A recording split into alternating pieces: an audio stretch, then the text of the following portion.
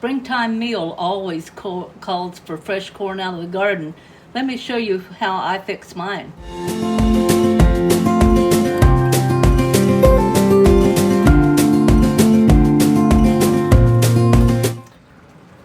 Okay, there's nothing like fresh corn that first comes out of the garden.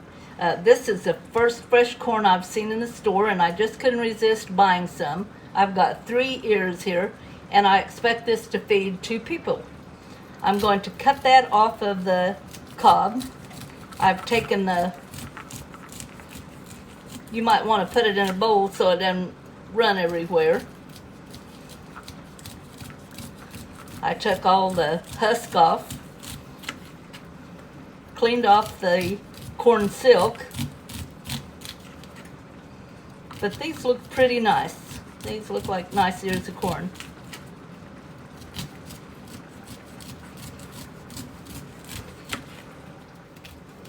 I have put 4 tablespoonfuls of salted butter in a pan over here, and I'm going to fry this corn.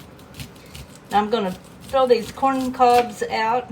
I've got deer that come up every evening, and these corn cobs and husk will be gone before it's even dark. Okay, the butter is melted. I've got the corn off, and I'm now going to just put that corn off into that pan.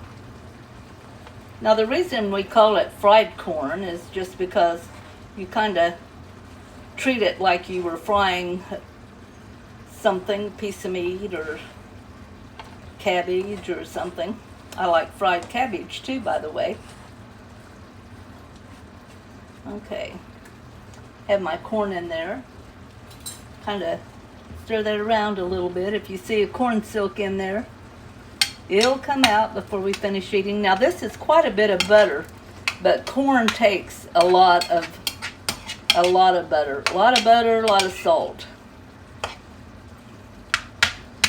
And to that I'm going to add 1 teaspoonful of salt. Now remember, my butter is salted butter, so I don't want to over salt it.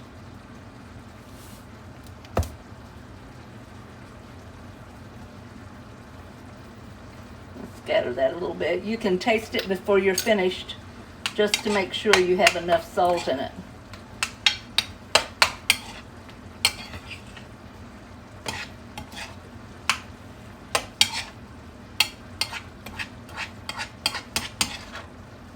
Okay, the corn is coated good with that butter. The salt is mixed in. Now since this is first of the year corn, and I'm not sure how sweet it's going to be, I'm going to add 1 tablespoonful of sugar. Now what the sugar will do will sweeten up the corn, and you'll have to watch it because it also will make it stick to the pan if you're not careful as it cooks.